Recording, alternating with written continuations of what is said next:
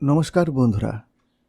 বন্ধুরা, এর আগের যে ভিডিও সেখানে তোমাদের আমি দেখিয়েছিলাম তোমরা কীভাবে HTML সৌমিলিতে এবং কিম্যানে বাংলা টাইপ করবে। সেখানে অনেকে কিন্তু সৌমিলি বাংলা সফটওয়্যারের উপরে কিন্তু ইন্টারেস্ট দেখিয়েছে। তারা কীভাবে কিনবে এবং একটা লাইসেন্স কিনলে তারা অন্য কম্পিউটারে কীভাবে ব্যবহার করবে তারা জানতে চেয়েছে। সবাইকে আমি বলবো যে তোমরা একবার কিন্তু তাদের ট্রায়াল ভার্সানটা ডাউনলোড করবে, ইনস্টল করবে এবং দেখে নেবে যে তোমাদের লেআউটে তোমরা বাংলা এবং হিন্দি টাইপ করতে পারছো কি না, এবং ইউনিকোডটাও দেখে নেবে। যদি তোমরা ঠিকঠাক করতে পারো তবে কিন্তু কিনবে, নচেত কিন্তু নয়। তো তোমাদের কেনার জন্য তোমরা চলে যাবে হচ্ছে সৌমিলি.com ওয়েবসাইটে। দেখো আমি যাচ্ছি, আর এখানে আমি লিখবো হচ্ছে সৌমিলি.com। এখানে তোমরা দেখতে পাচ্ছ সৌমিলি কি প্লাস, যেটা ওদের একদম লেটেস্ট ভার্সান, সেটা তোমরা কিন্তু ইনস্টল করে নেবে।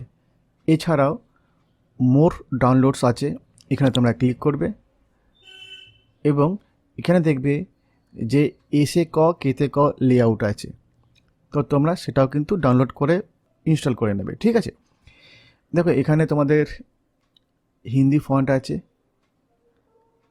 এবং বাংলা ফন্ট আছে, অসীমা ফন্ট আছে। তোমরা সবকটা ফন্ট তোমাদের রিকোয়ারমেন্ট অনুযায়ী কিন্তু ডাউনলোড করে নেবে। এখানে এসে ক এবং কেতে ক যে দুটো জনপ্রিয় অ্যাকচুয়ালি লেআউট আছে, কেতে ক এবং এসে ক খুব পুরনো লেআউট। তো এখানে এস কে মানে হচ্ছে এসে ক, কে কে মানে হচ্ছে কেতে ক, এবং এখানে আরেকটা লেআউট আছে, এটা ইজি মানে এ ইজকাল টু অ। সম্ভবত এটা যতদূর আমার মনে হয় এটা হচ্ছে HTML যে স্বর্ণ লেআউট যেটা আছে সেই অনুযায়ী করা। ঠিক আছে, কনফার্ম নয়।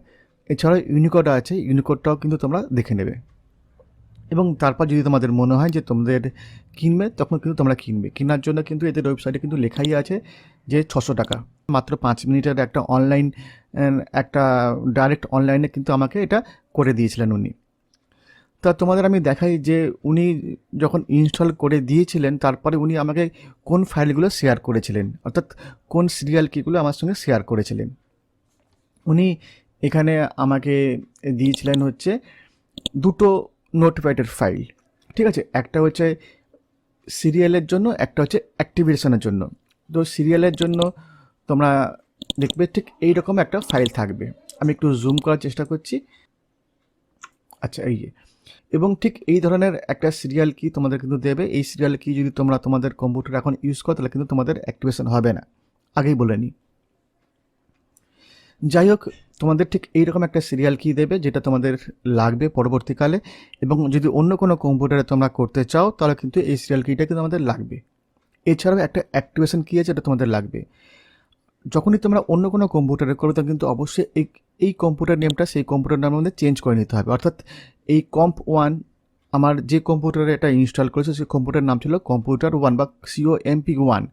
এবার আমি যতগুলো কম্পিউটার আমি করতে চাই সেখানে কিন্তু তার নামটা চেঞ্জ করে কিন্তু comp1ই করতে হবে এবং এই সিরিয়াল কিটা দিতে হবে।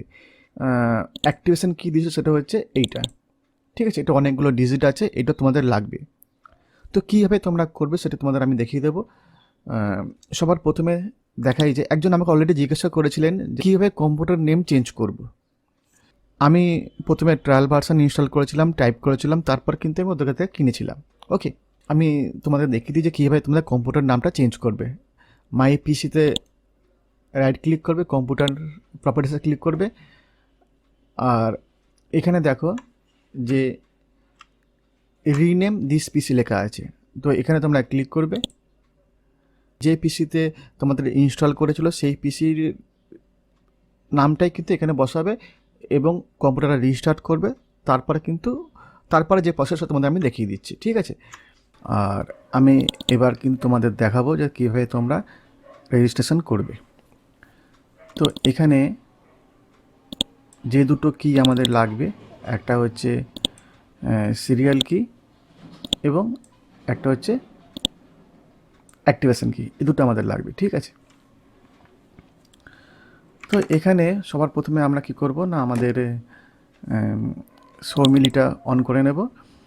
আর তোমরা দেখো যে এটা কিন্তু ট্রায়াল ভার্সান আছে এবং এখানে লেখাই আছে যে 10 days of your 15 day, অর্থাৎ 10 দিন কিন্তু আমরা ইউজ করে নিয়েছি। ঠিক আছে, 15 দিনের মধ্যে 10 দিন আমরা ইউজ করে নিয়েছি। ঠিক নিচে দেখবে যে এন্টার লাইসেন্স কি লেখা আছে, তো আমরা এখানে ক্লিক করব। এবার এখানে কিন্তু আমাদের যে লাইসেন্স কিটা আছে এটা কিন্তু আমাদের টাইপ করতে হবে। আমরা কপি করে পেস্ট করতে পারি অথবা ম্যানুয়াল টাইপ করতে পারি। ওপরে একটা ফরম্যাট ওরা দিয়ে দিচ্ছে, ঠিক এই ধরনের একটা লাইসেন্স কি কিন্তু ওরা তোমাদের দিয়ে দেবে। আমি আমার যে লাইসেন্স কিটা দিয়েছে সেটা কিন্তু আমরা এখানে পুট করে নেব। অর্থাৎ আমাদের এটাকে আমরা কপি করে নেব, রাইট ক্লিক করলাম, কপি, এবং এখানে এটাকে আমরা পেস্ট করে দেব, Ctrl+V, এবং ম্যানুয়াল অ্যাক্টিভেশন এখানে কিন্তু আমরা ক্লিক করব। বন্ধুরা দেখো যে এখানে আমাদের কাছে এই উইন্ডোটা খুলে গেছে। এখানে আমাদের 1 নম্বরের যে 3টে অপশান আছে, to clipboard, to remove disk বা টু ফাইল, এখানে কিন্তু আমাদের কোনো কাজ নেই। আমাদের কাজ হচ্ছে 2 নম্বরে, এবং 2 নম্বরের মধ্যে কিন্তু শুধুমাত্র আমরা 1 নম্বরটাই কিন্তু ইউজ করব। 2 এবং 3 এটা আমাদের লাগবে না, অর্থাৎ ফ্রম ক্লিপবোর্ড এটা কিন্তু আমাদের লাগবে।